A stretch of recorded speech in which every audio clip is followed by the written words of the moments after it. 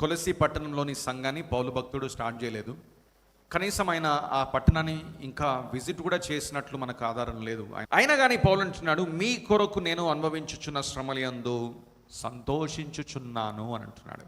అంటే ఇంకా మరికొన్ని విషయాలు చెప్తాడు పౌలు భక్తుడు.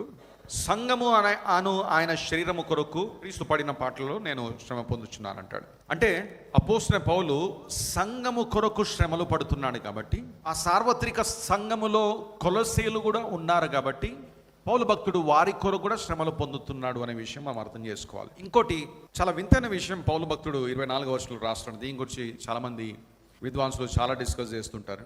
సంఘమును ఆయన శరీరము కొరకు క్రీస్తు పడిన పాటలలో కొదువైన వాటి యందు నా వంతు నేను నా శరీరమందు సంపూర్ణం చేస్తున్నాను. అంటే అది చదివితే ఎలా ఉంటుందంటే, యేసయ్య చేసిన త్యాగం సరిపోదేమో, ఆయన త్యాగం సరిపోదు కాబట్టి నేను ఆ త్యాగాన్ని, అంటే ఆయన పడిన శ్రమలు సంపూర్ణంగా లేవు కాబట్టి నేను కొంచెము పాటలు పడి ఆ కొదువను తీర్చాను అన్నట్లుంటుంది. కానీ పౌలు యొక్క అర్థం అది కాదు. ఎందుకనంటే ఆయన తన పత్రికలంతట్లో చాలా స్పష్టంగా చెప్తున్నాడు, యేసయ్య చేసిన త్యాగాన్ని బట్టి, ఆయన శిలువ మరణాన్ని బట్టి మనకు రక్షణ కలుగుతుంది. యేసయ్య చేసిన త్యాగము ప్లస్ పౌలు యొక్క శ్రమలు బట్టి మనం రక్షణ పొందట్లేదు, కానీ యేసయ్య చేసిన త్యాగం బట్టి మనము రక్షణ పొందుతున్నాం. సో ఆయన శిలువ మరణంలో, యేసు చేసిన శిలువ త్యాగంలో తక్కువ ఉందని ఏం చెప్పట్లేదు.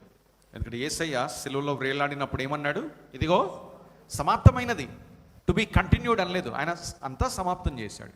ఇంకొక విషయం ఏంటంటే, అక్కడ మీరు 24వ వచనం చూస్తే క్రీస్తు పడిన పాటలలో అని ఉంది. పాటలలో అంటే దీని అర్థం ఏంటంటే, యేసయ్య శిలువ మన రక్షణ కొరకై తన శిలువలో ప్రాణాన్ని పెట్టాడు.